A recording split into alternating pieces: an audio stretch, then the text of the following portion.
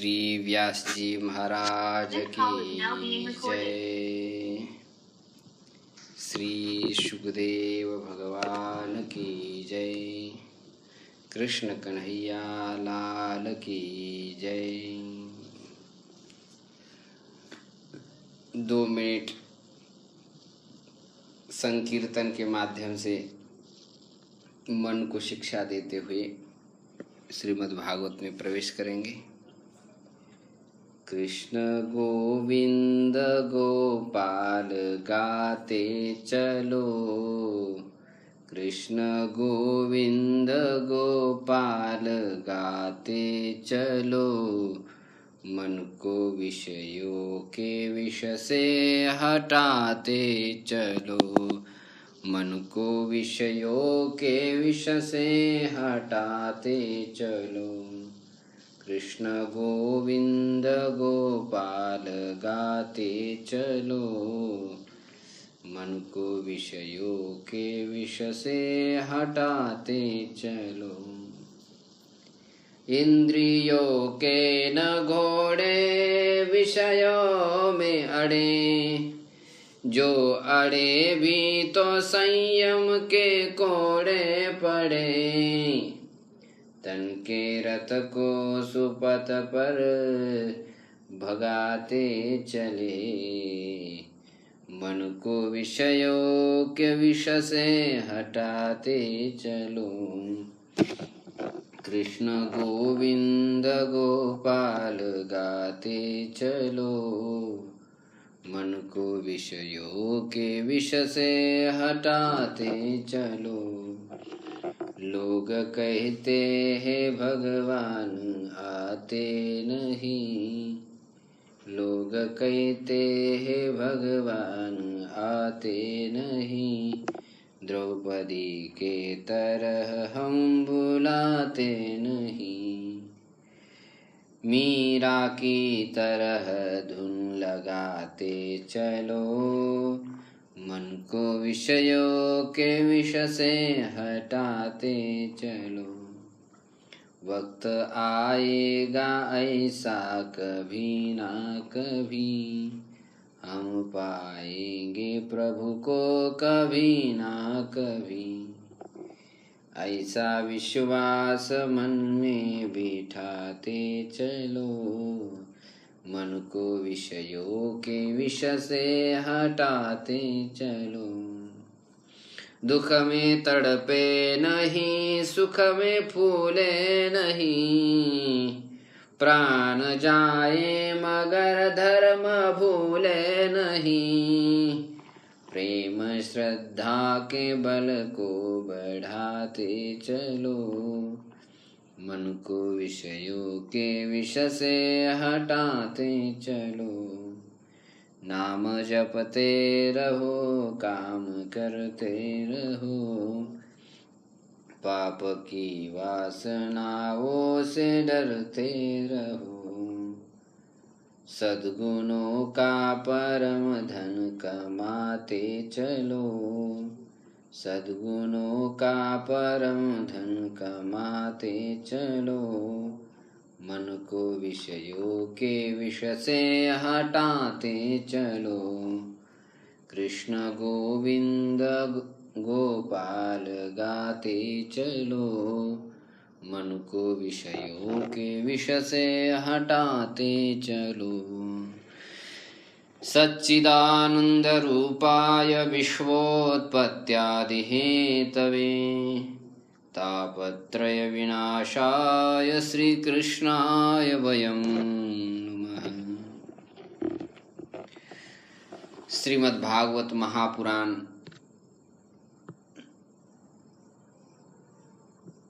प्रथम अध्याय में व्यास जी के द्वारा मंगलाचरण किया गया है। कल के सत्र में हमने मंगलाचरण का स्वल्प यथामति विचार किया। सत्य स्वरूप परमात्मा को न जानने के कारण ही यह जो झूठा संसार है वह सत्य प्रतीत होता है। भगवान का साक्षात्कार होने पर यह संसार असत, जड़ और हमेशा बिछुड़ने वाला, छूटने वाला, इसका प्रत्यक्ष अनुभव हो जाता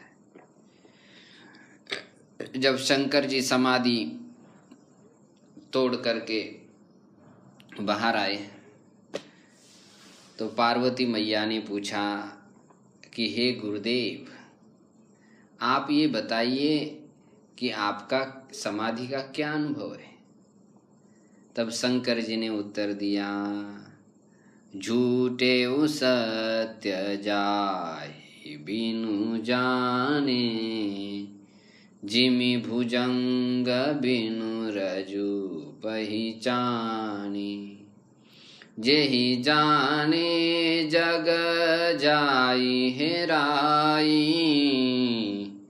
जेहि जाने जग जाई हेराई, जागे जथा सपन भ्रम जाई। जिसको जाने बिना ये संसार झूठा होने पर भी सत्य लगता है। जैसे रस्सी को यदि हम नहीं पहचानते तो झूठा सर्प भी सत्य लगने लग जाता है। लेकिन जिसको जानते ही यह संसार हेराई माने लुप्त हो जाता है। जैसे स्वप्न से जगते ही स्वप्न लुप्त हो जाता है। इसलिए संसार को हमेशा क्या सोचना चाहिए, सपने होय भिकारी नृप, रंकना कपति होय, जागे लावन हानि कछु, तिमि प्रपंच जिय जोय। इस प्रपंच को स्वप्न में दिखने वाले दृश्य के समान समझना चाहिए। राजा भिकारी बन जाता है और भिकारी स्वर्गपति बन जाता है, लेकिन जगने के बाद ना राजा की कोई हानि है ना भिकारी को कोई लाभ है। तिमि प्रपंच जिय जोय। उसी प्रकार आपने हृदय में प्रपंच के बारे में विचार करना चाहिए।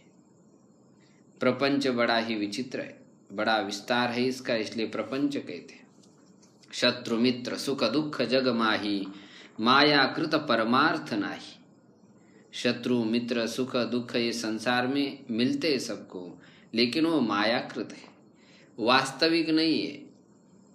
हम उसको वास्तविक समझ करके दिग्भ्रमित हो जाते। तो जो वास्तविक नहीं है उसको वास्तविक नहीं ऐसा समझें तो फिर उसमें हम परेशान नहीं होंगे। मोह निशा सब सोह निहारा, देखे स्वप्न अनेक प्रकारा। इसलिए इस मोहरूप रात्रि से जग जाना चाहिए। इस मोहरूप रात्रि से जो जगा वो वास्तविक जगा। जानिए तब ही जीव जग जागा, जब सब विषय विलास विरागा। तभी वस्तुतः जीव जगा है, अन्यथा सोया हुआ है। इसलिए प्रथम मंगलाचरण में व्यास जी ने यह संदेश दिया है कि उस सत्य परम तत्व का निरंतर ध्यान चिंतन करना चाहिए। अब प्रथम मंगलाचरण का विचार यथामति पूर्ण हुआ ऐसा समझते हुए हम आगे द्वितीय श्लोक में प्रवेश कर रहे हैं। द्वितीय श्लोक में अनुबंध चतुष्टय बताया गया। संबंध, विषय, अधिकारी और प्रयोजन, इसको अनुबंध चतुष्टय कहते हैं। इसको जब तक मनुष्य, बुद्धिमान मनुष्य जब तक नहीं समझता है तब तक उसकी ग्रंथाध्ययन में प्रवृत्ति नहीं हो पाती। ग्रंथाध्ययन प्रवृत्ति प्रयोग, ग्रंथ अध्ययन प्रवृत्ति अनुकूल प्रयोजन ज्ञान विषयत्व अनुबंधत्व। तो ग्रंथाध्ययन प्रवृत्ति के अनुकूल ऐसे ज्ञान का जो विषय बनता है उसको अनुबंध कहा गया। अनुपश्चात बध्नाति इति अनुबंध।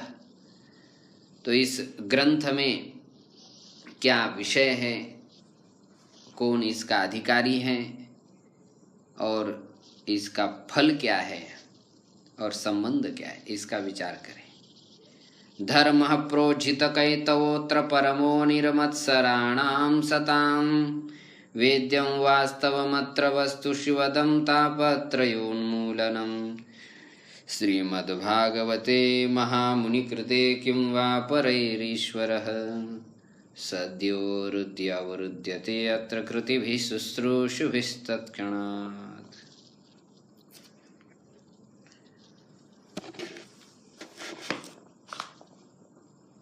श्री व्यास जी कह रहे धर्म प्रोज्झित कैतवोत्र।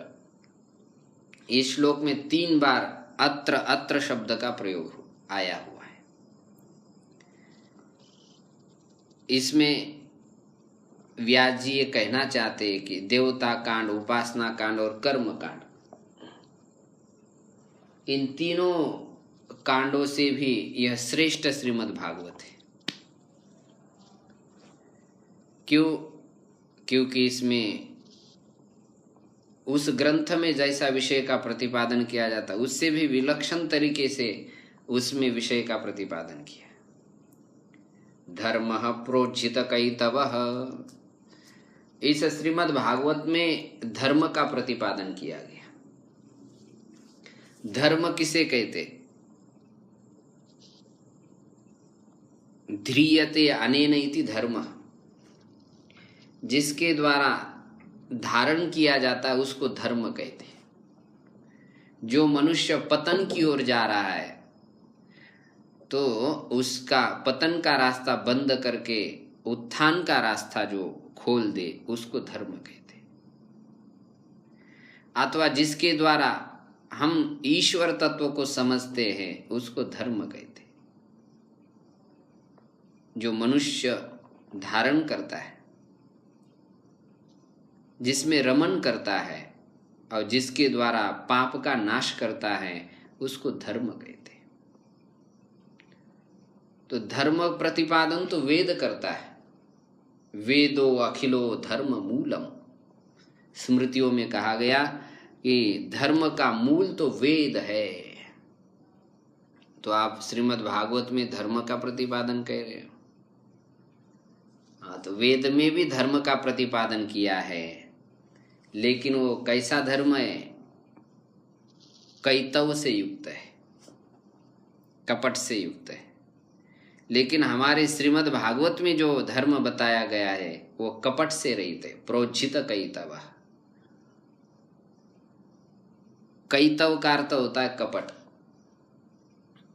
समझिए, वेद में धर्म बताया कि आपको यागादि रेव धर्म, यागादि धर्म बताया, आपको विविध प्रकार के याग करने चाहिए।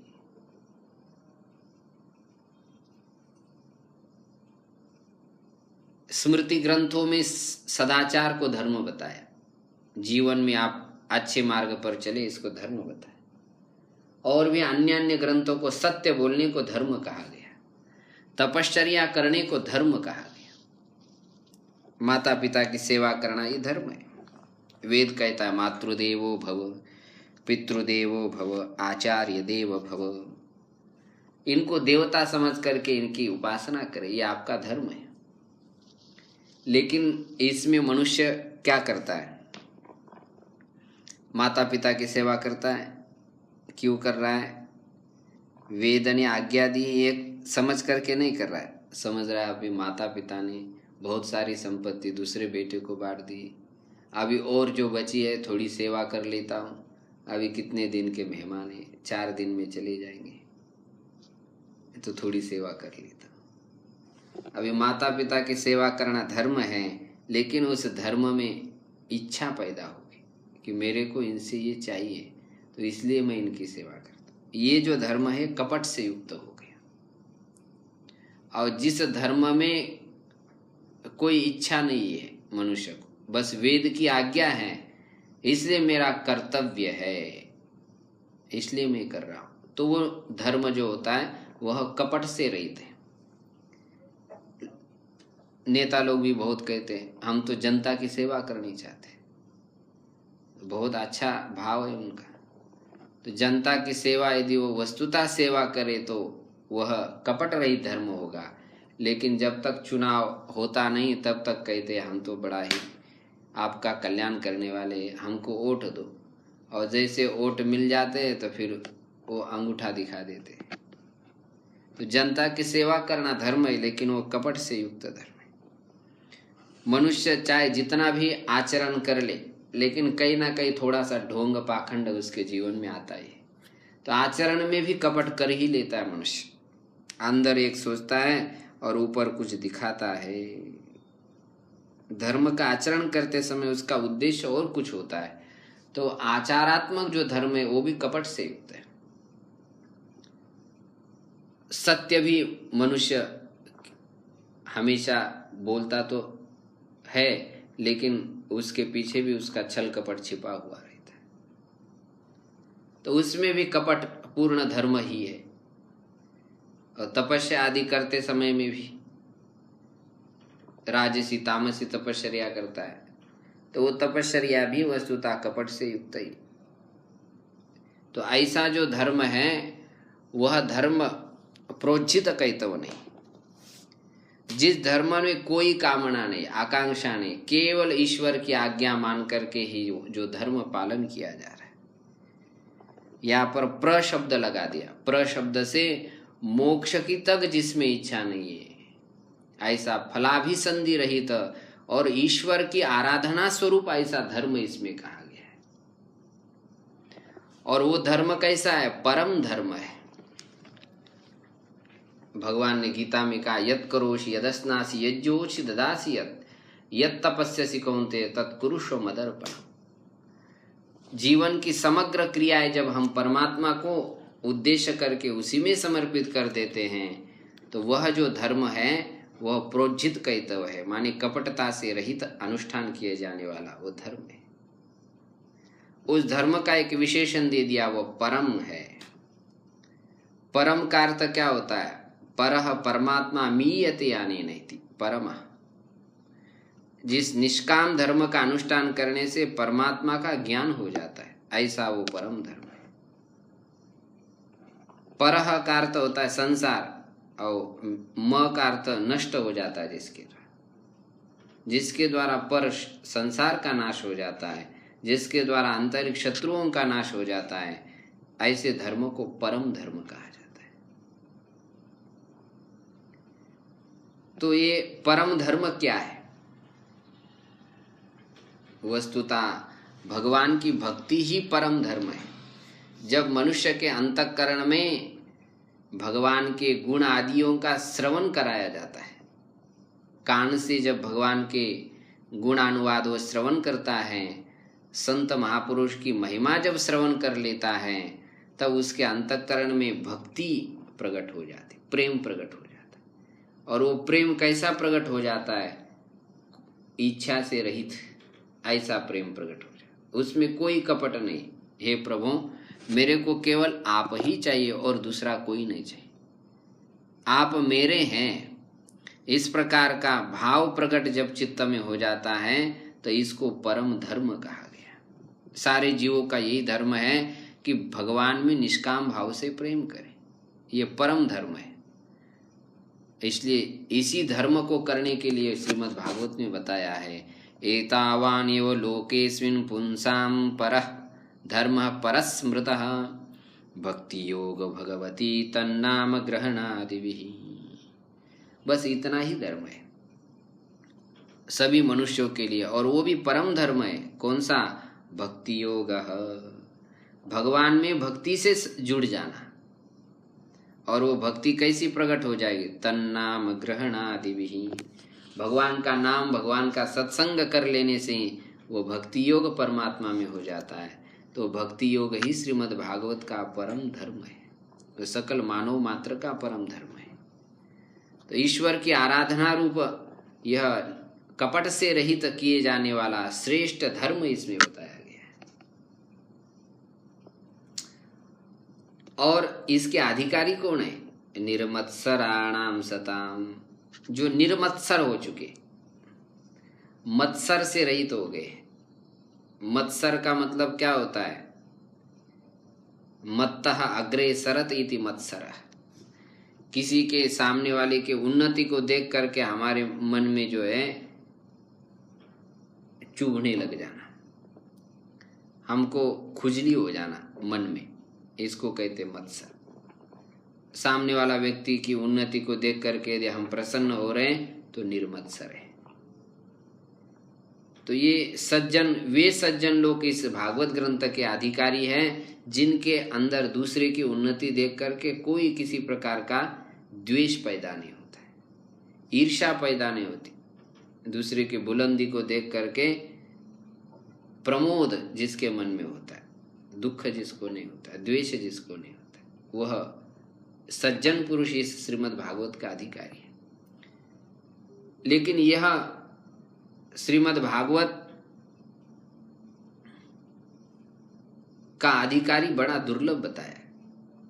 ईर्ष्या से रहित बड़े बड़े सज्जन लोग भी नहीं हो पाते, जिन्होंने घरदार छोड़ दिया है, उन जिनका ये लक्ष्य बन चुका है कि अब हम भगवान को प्राप्त करें, वे भी लोग सब त्याग सकते, स्त्री का, पुत्र का, धन का त्याग कर सकते, लेकिन मत्सर का त्याग नहीं कर सकते, द्वेष का, ईर्ष्या का त्याग नहीं कर सकते। कंचन त्यजना सहज है, सहज स्त्रिया के नेह, मान बढ़ाई ईर्षा दुर्लभ त्यजना एह। कंचन त्यजना सहज है, सहज स्त्रिया के नेह। पैसा त्यागना सरल है, स्त्री का भी त्याग करना सरल है, किंतु मान बढ़ाई ईर्षा दुर्लभ त्यजना ये, इनका त्याग करना बड़ा कठिन है। मान बढ़ाई ईर्ष्या में अंत में आदमी फंसी जाता है। इसलिए व्यास जी ने कहा जो इस प्रकार मान बढ़ाई ईर्ष्या से रहित हो गया वो निर्मत्सर है। तो ऐसे सज्जनों का यह श्रीमद् भागवत ग्रंथ है। क्या बताया इस ग्रंथ में? वेद्यम वास्तवमत्र वस्तु शिवदम तापत्रयोन्मूलनम। यहाँ पर वो वेद्य तत्व बताया है जिसका विचार करने से मनुष्य संसार बंधन से मुक्त हो जाता है। क्या है वो वेद्य तत्व? वास्तवम। वास्तव का अर्थ होता है वस्तुनो भाव इति वास्तव। परमात्मा का अंश जो जीव है, माया है, तो इन जगत, जीव जगत और माया, इन तीनों को वास्तव शब्द से कहा जाता है। तो जीव जगत माया, इन तीनों का यथार्थ ज्ञान इसी ग्रंथ में बताया गया है। और वस्तु शिवदम, वस्तु माने परमात्मा, वसति इति वस्तु, जो सारे संसार में व्याप्त है वो वस्तु परमात्मा श्री कृष्ण है। तो वो श्री कृष्ण वेद्य इस ग्रंथ में बताए गए हैं। वे कैसे? शिवदम, शिवद है माने वो कल्याण करने वाले हैं मनुष्य का। बोले कब करेंगे कल्याण? मरने के बाद या जिंदगी? मरने के बाद तो सबका कल्याण हो ही जाता है। सब लोग अपने नाम के पीछे यही लगाते हैं कि ये स्वर्गवासी हो गए। जिसने पूरी जिंदगी भर पाप कर्म किया है उसको कोई भी मनुष्य ये साहस नहीं करता है नरकवासी लिखा जाए, उसको भी स्वर्गवासी लिखा जाए। तो मरने के बाद तो कौन क्या बन जाता है इसका कोई निश्चित निर्णय नहीं है। तो ये श्रीमद् भागवत मनुष्य का कल्याण करता है। क्या मरने के बाद करता है? का नहीं। तापत्रयोन्मूलनम, 3 प्रकार के जो ताप है, तपंती इति तापाहा, जो मनुष्य को हमेशा कष्ट देते हैं। 3 विकार मनुष्य को ज्यादा कष्ट देते हैं, काम, क्रोध और लोभ।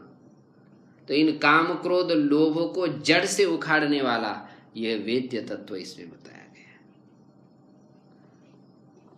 जैसे वृक्ष की टहनियां ऊपर ऊपर से काट दी जाए तो वृक्ष फिर दोबारा हरा भरा हो जाता है, लेकिन यदि जड़ से उखाड़ा दिया जाए तो वो फिर दोबारा आने की संभावना नहीं। तो इस श्रीमद् भागवत में कही गई जो वेद्य वस्तु श्री कृष्ण तत्व है, उसको यदि मनुष्य समझने का प्रयास करता है तो उसके जीवन में प्रत्यक्ष लाभ है, मरने के बाद नहीं। प्रत्यक्ष लाभ क्या है कि उसके काम, क्रोध आदि जो त्रय ताप है, वो त्रय ताप उसके जड़ से उखड़ जाते हैं। अच्छा, तो यही इसका विषय इसमें श्री कृष्ण बताए। वो श्री कृष्ण कैसे? श्रीमत, श्री का अर्थ होता है राधा और मत का अर्थ युक्त, राधा से युक्त श्री कृष्ण तत्व का ही इस श्रीमद् भागवत में वर्णन किया गया है। तो इसके कर्ता कौन है? भागवते महामुनि कृते। इस श्रीमद् भागवत को महामुनि कहते श्रीमन नारायण। उन्होंने ब्रह्मा जी के लिए आदि सृष्टि के आदि काल में बताया।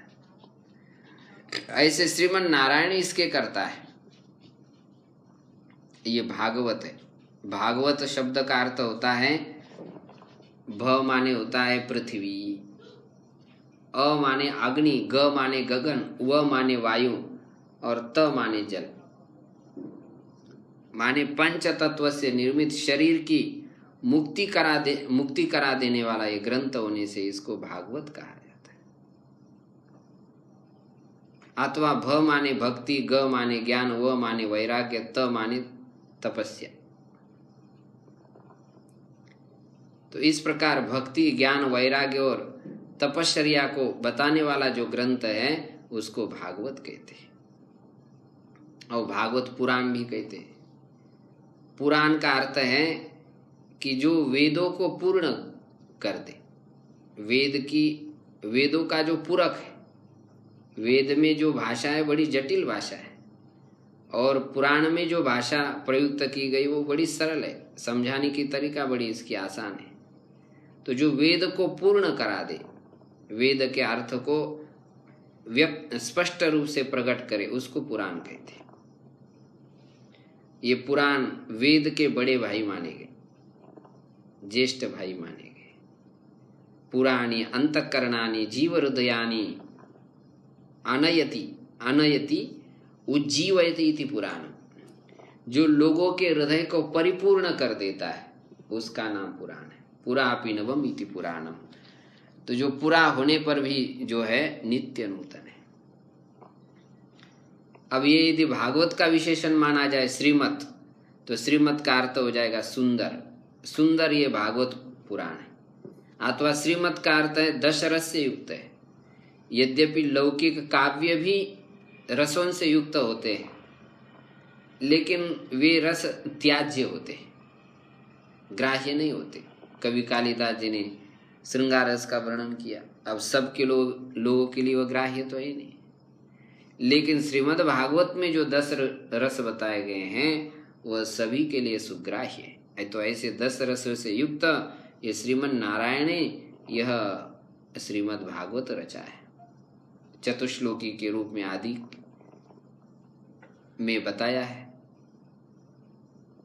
तो इस श्रीमन नारायण के द्वारा 10 रस से युक्त ऐसे श्रीमद् भागवत को रचे जाने के कारण किम परैर ईश्वर, तब फिर दूसरे ग्रंथों का क्या प्रयोजन है?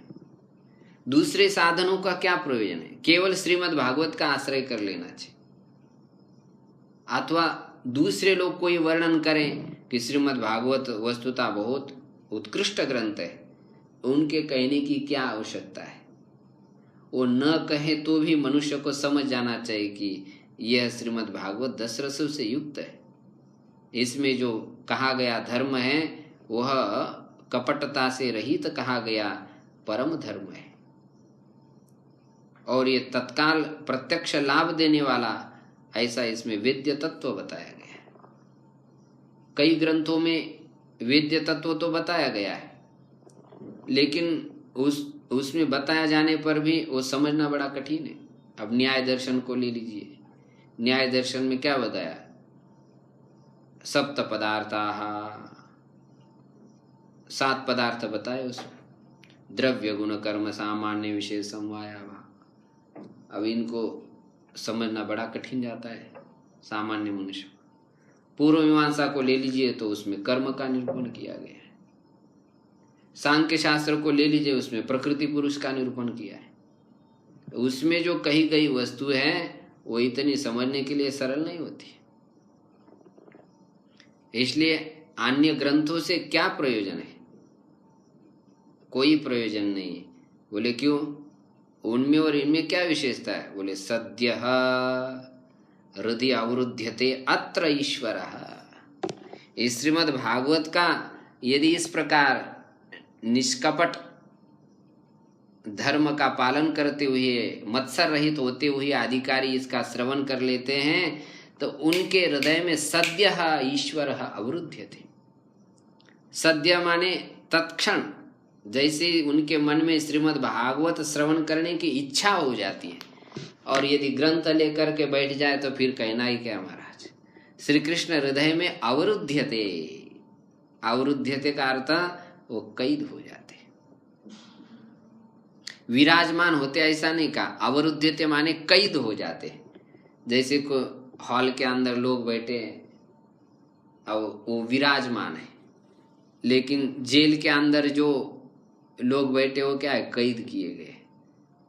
हॉल के अंदर बैठे लोग तो अपने मर्जी से जा सकते उठ कर, लेकिन जेल के अंदर जो कैद है वो मर्जी से नहीं जा सकते। ऐसे ही इस श्रीमद् भागवत की केवल श्रवण की इच्छा कर लेने मात्र से उस अधिकारी मनुष्य के अंतःकरण में वो श्री कृष्ण कैद हो जाते हैं। अब वो जाना चाहते तो भी नहीं जा पाते, जा सकते। तो बोले फिर सभी लोग क्यों श्रवण नहीं करते, तो बड़ा सरल काम है। तो उसका भी उत्तर दिया, कृति भी, जो पुण्यात्मा लोग होते हैं, जिनका जीवन धन्य है,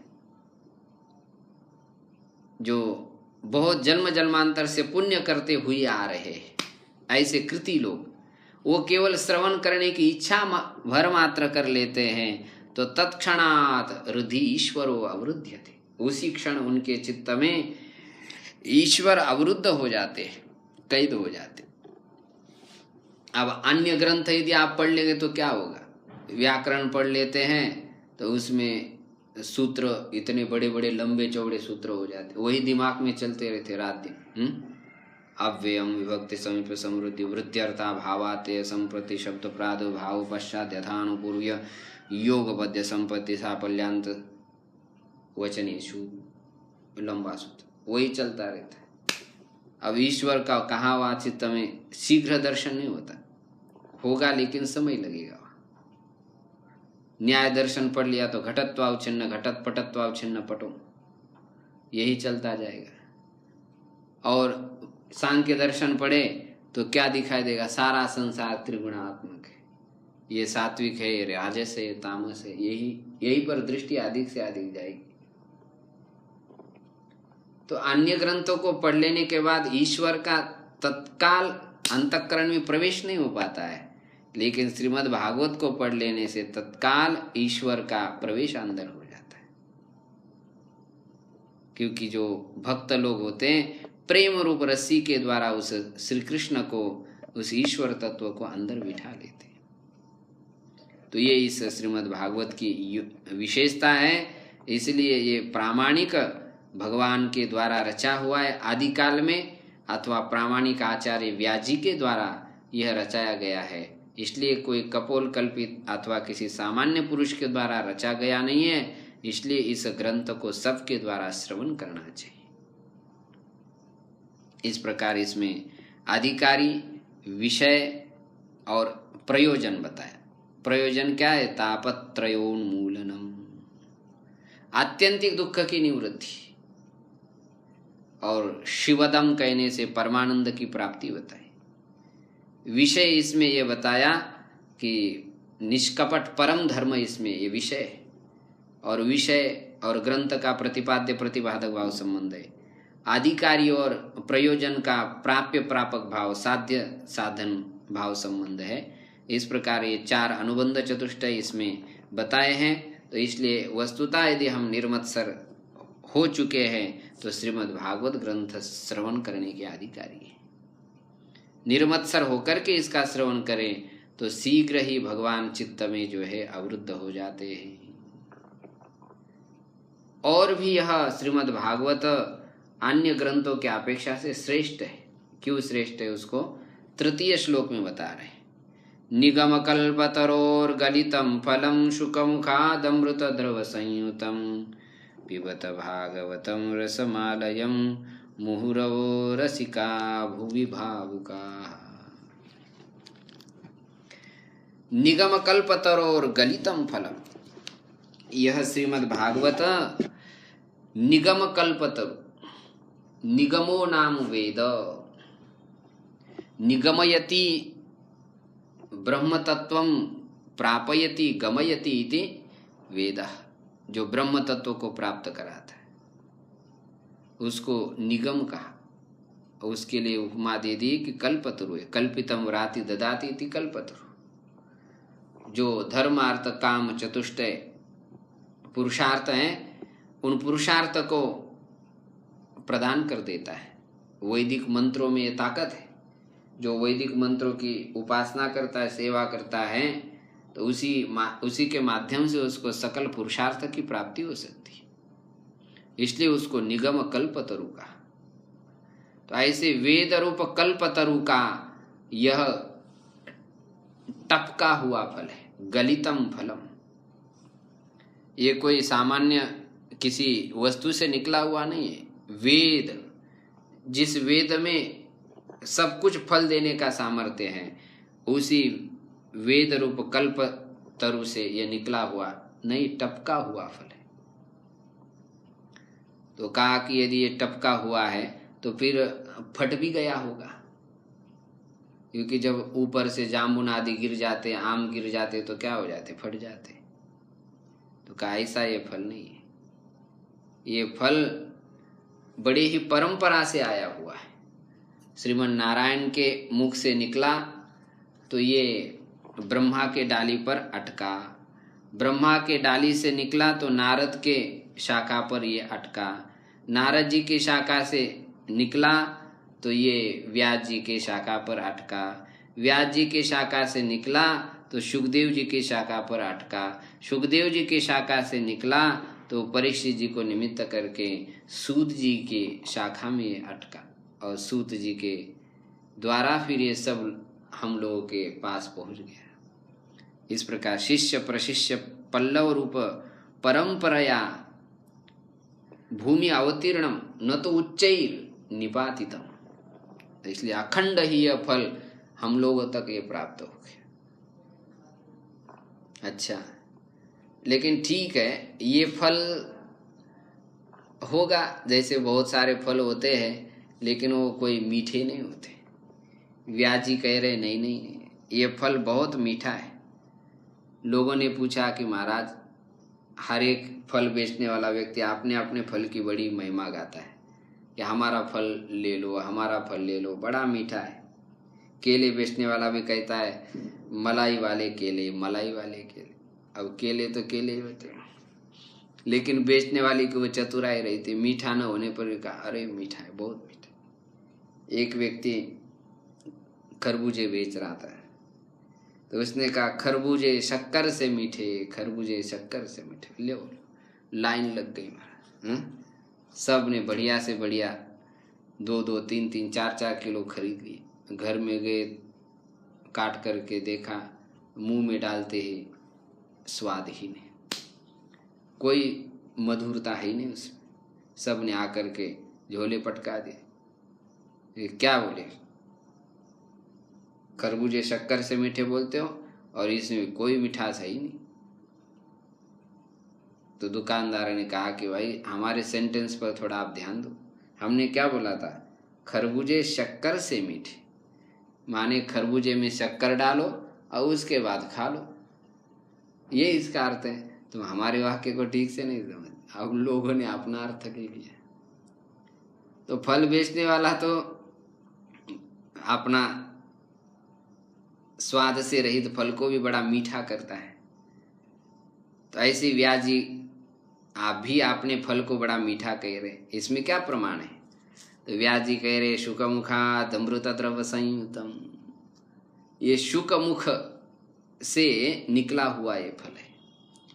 शुक मुखात, जो शुक रूप तोता है, हमारे बालक बच्चे सुखदेव जी महाराज, उनका मुख इसमें लगाया। उन्होंने अपने चोष से इस फल में से रस निकला है, अमृत द्रव संयुतम, अमृत रूप द्रव से यह मिला हुआ है।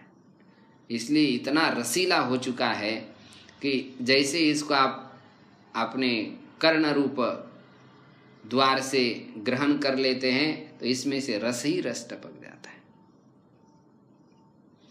अमृत किसको कहते हैं? अमृत कहते हैं मोक्ष को। तो जो मोक्ष को भी द्रवित करने वाला है,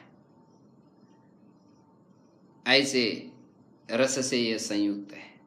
अमृत द्रव संयुक्त, अमृत मोक्ष है तो उस मोक्ष को भी जो द्रवित करे, ऐसा इसमें रस है महाराज। मोक्ष को भी द्रवित करे ऐसा रस है।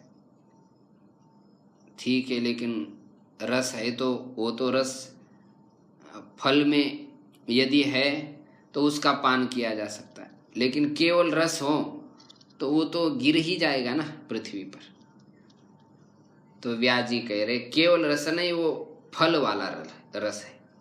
तो फल वाला यदि रस है तो फल को तो खाया जाता है, पिया नहीं जाता है।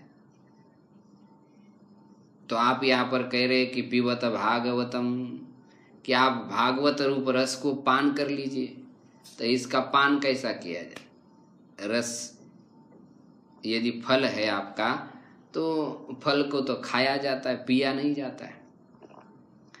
और फल में क्या होता है कि कुछ त्याज्य अंश होता है, वो निकालना पड़ता है। जैसे ऊपर के छिलके होते हैं, गुठलियाँ होती है, तो उसको निकालना पड़ता है, तभी उसको खाया जाता है।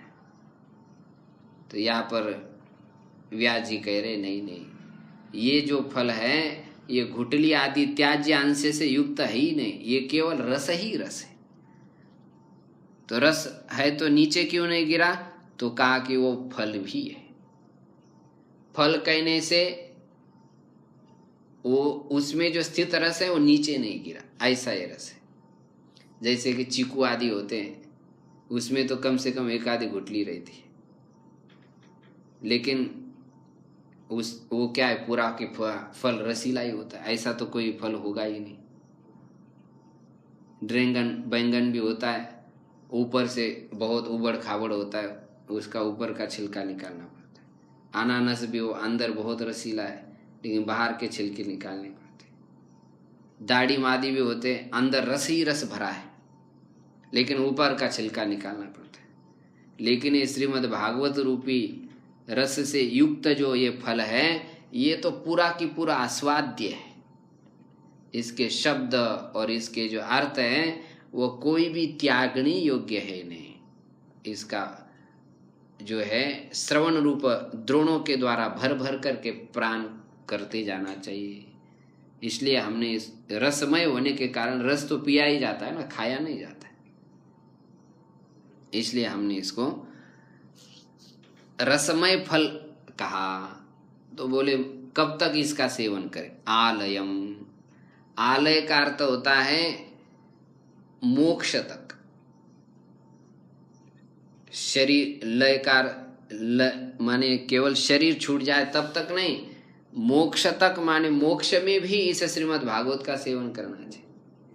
मोक्ष की भी प्राप्ति हो जाए तो भी जो संत महापुरुष होते उस समय में भी श्रीमद् भागवत का सेवन करते। आत्मा रामाश्च मुनय निर्ग्रंथाप्य उरुक्रमे कुर्वन्त्य हेतु किम भक्तिम इत्थम भूत गुणो हरि। भगवान के नाम रूप गुण ऐसे विलक्षण है कि आत्माराम जो मुनि है, जो ग्रंथि को तोड़ चुके हैं, वे भी उन गुणों से आकर्षित होकर के भगवान की भक्ति करते रहते हैं। तो इसलिए मोक्ष तक अर्थात मोक्ष में भी इस श्रीमद् भागवत का सेवन करें।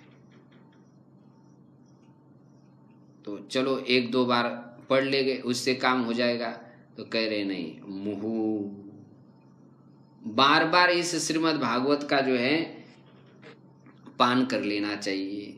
बार बार इसलिए कहा क्योंकि जो मनुष्य एक बार किसी पदार्थ का सेवन करता है तो उसको चस्का नहीं लग पाता है।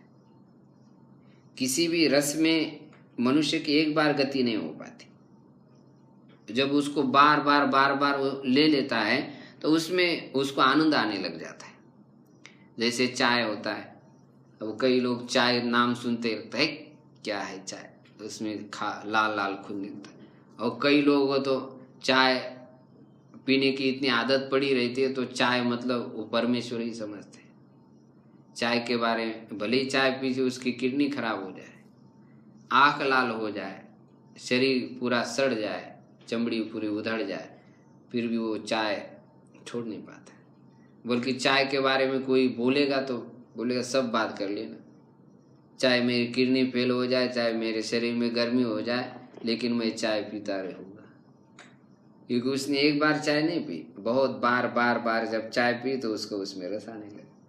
तंबाकू खाने वाले भी ऐसे होते, वो भी एक बार नहीं बार बार खा लेते हैं तो पूरी जिंदगी भर वो तंबाकू को छोड़ नहीं पाते। एक दिन नहीं खा लेते हैं तो उनको बड़ा ही खोया खोया जैसा अनुभव हो जाता है।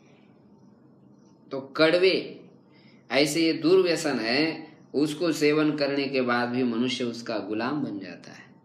और ये तो वस्तुतः रस ही है। जब इसका हम बार बार श्रवण करेंगे तो अवश्य इसके रसिक बन ही जाएंगे। इसलिए व्यास जी उनको निमंत्रण दे रहे कि उनका सद्भाग्य की सराहना कर रहे, अहो रसिका भूमि भावुका। इस पृथ्वी तल पर जो ये रसिक लोग हैं, जो भावुक भावना से युक्त होकर के इसका सेवन कर रहे, वो बड़े भाग्यशाली हैं। तो रसिक है। रसिक किसको कहते हैं? रसिक का बड़ा सुंदर लक्षण किया है ग्रंथों में। जीव ईश मिले दोय, नाम रूप गुण परिहरे, रसिक कहावे सोए, जो जल घोले सरकरा। रसिक उसको कहते शरबत को। विशुद्ध भक्त शुद्ध जल के समान होता है और भगवान शक्कर के समान होते। जब दोनों घुल मिल जाते हैं तो शरबत बन जाता है। भक्त और भगवान दोनों एक हो जाते हैं, तब वो रसिक भक्त बन जाता है।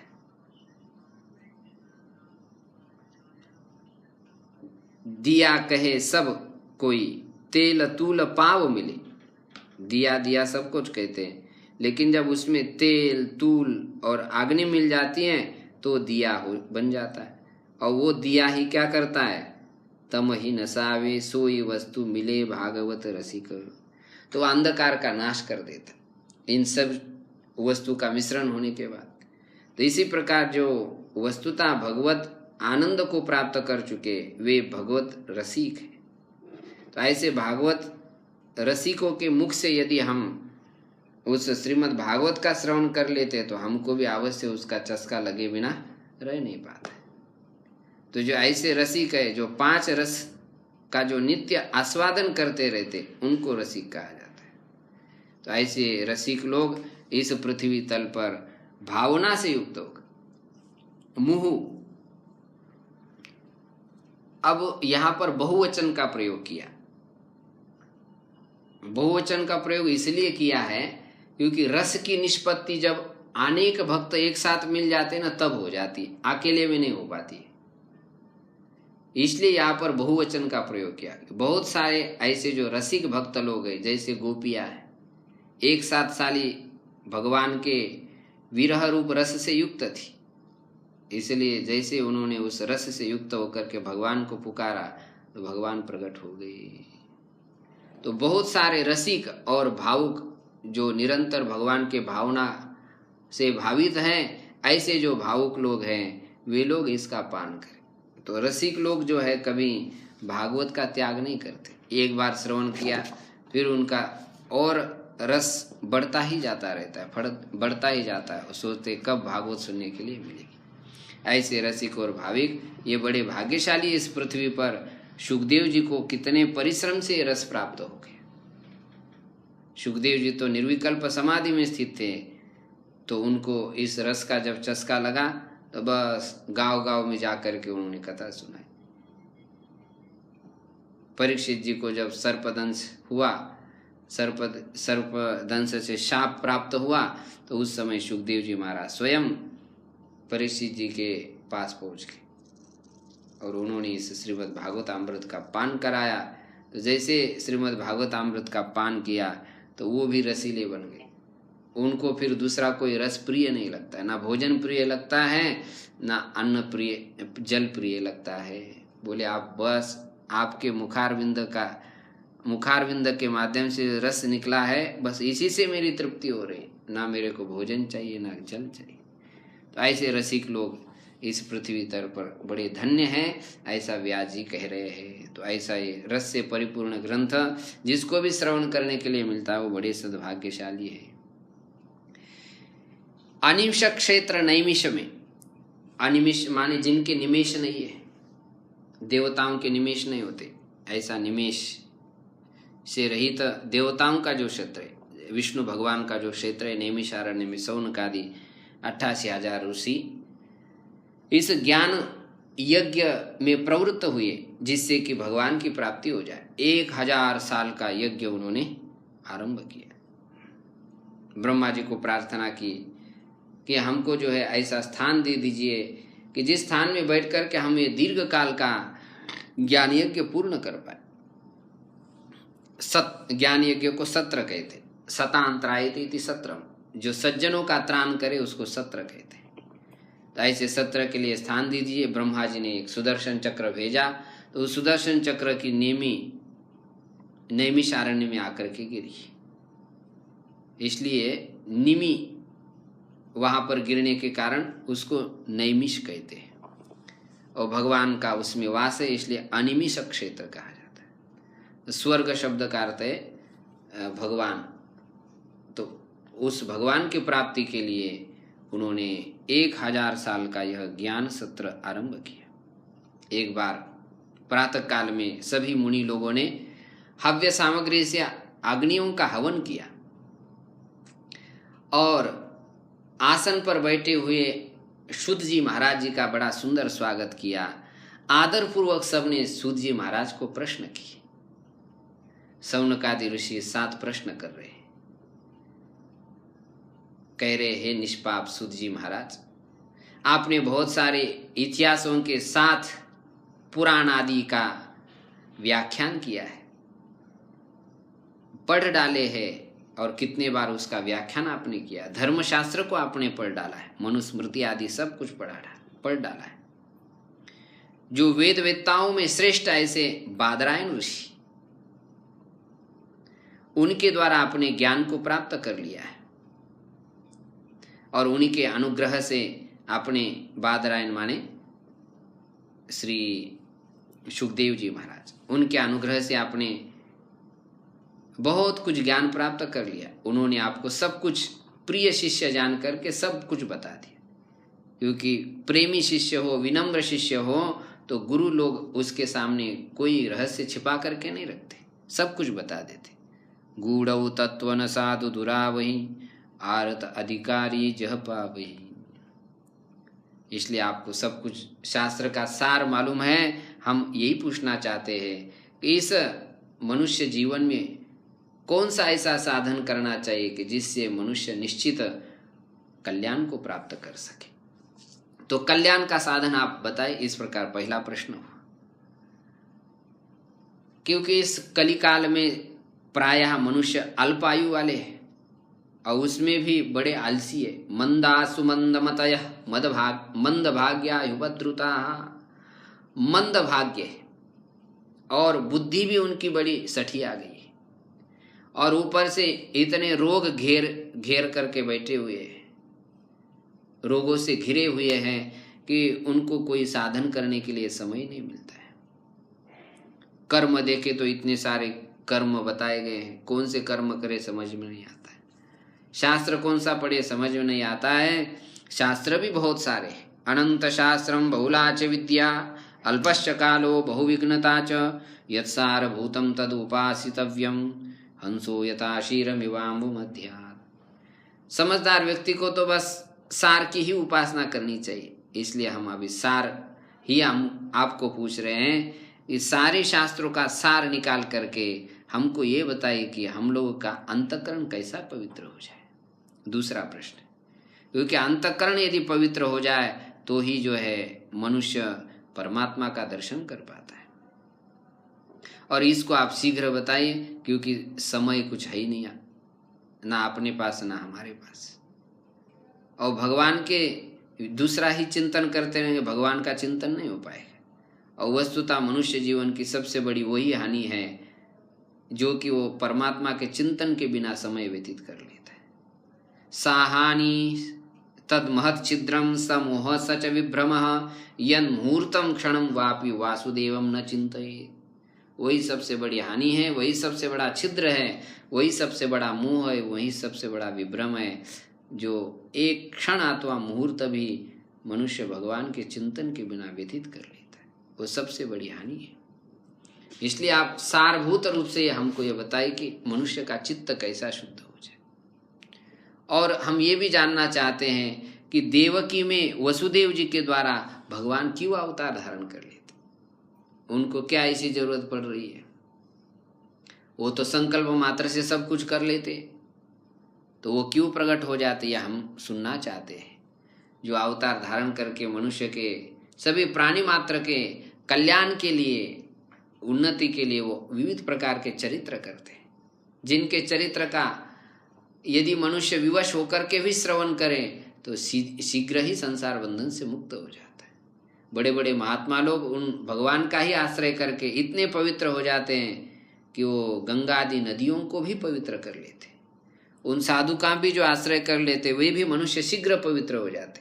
गंगा जी का आश्रय कर लेने से तो मनुष्य बहुत दीर्घ काल में पवित्र हो जाता है। तो ऐसे उस भगवान के पवित्र जो चरित्र है उनको कौन मनुष्य श्रवण नहीं करेगा, सब कोई सुनना चाहता है। तो उस भगवान ने अवतार धारण करके जो चरित्र किए हैं वो भी हम सुनना चाहते हैं, जिसका वर्णन बड़े बड़े महात्मा लोगों ने किया है। उस भगवान ने कितने अवतार धारण किए, क्योंकि आजकल कोई निश्चय नहीं हो पाता है। जो सामान्य आदमी उठ करके अपने आप को भगवान समझने लग जाता है। तो उस भगवान के कितने अवतार हुए ये आप हमको बताइए, और उस अवतारों के द्वारा भगवान ने कौन सी लीला की ये भी आप हमको बताइए। इस प्रकार 5 प्रश्न हो गए। और अंतिम प्रश्न पूछा कि जब कलिकाल पूरा हो गया तो जो भगवान धर्म के रक्षक है, वे अपने मंगलमय विग्रह का त्याग करके जब अपने धाम को चले गए तब धर्म किसकी शरण में चला गया? जब बड़े लोग रहते तो सज्जन लोग धर्म सुरक्षित रहता है। जब भगवान ही आप पर नहीं तो फिर अब धर्म का रक्षक तो कोई है ही नहीं, तो किसके शरण में चला गया? इस प्रकार जो 7वां प्रश्न है इसका आप उत्तर दे दीजिए। क्योंकि हम लोग तो आपके मुख से जो भी बातें सुन रहे हैं वो तो इतनी मीठी और मधुर लग रही है, प्रत्येक पद पद में हमको बड़ा आनंद आ रहा है। भगवान की बड़ी कृपा है कि हम जैसे संसार में डूबे हुए मनुष्य के लिए आप एक नाविक के समान प्राप्त हो गए। तो ये बड़ा ही सद्भाग्य है। तो कृपा करके इन 7 प्रश्न के आप उत्तर दे दीजिए कि भगवान हमारे कल्याण का साधन क्या है, हम लोगों का चित्त कैसा शुद्ध हो जाए, भगवान क्यों अवतार धारण कर लेते हैं, भगवान के कितने अवतार हैं, उन अवतारों के द्वारा भगवान ने क्या क्या लीलाएं की हैं, और भगवान जाने के बाद धर्म किसके शरण में चला गया, इन प्रश्नों का उत्तर दे दीजिए। तो इन प्रश्नों का उत्तर आगे अध्याय में दिया जाएगा। श्री गुरु की वंदना करते हुए सूत जी महाराज इन सारे प्रश्नों का उत्तर दे देंगे। तो इसकी चर्चा हम कल के सत्र में कर लेंगे। नाम संकीर्तनम यस्य सर्व पाप प्रणाशनम प्रणामो दुःख शमनस्तम नमामि हरिं परम। ओम शांति शांति शांति।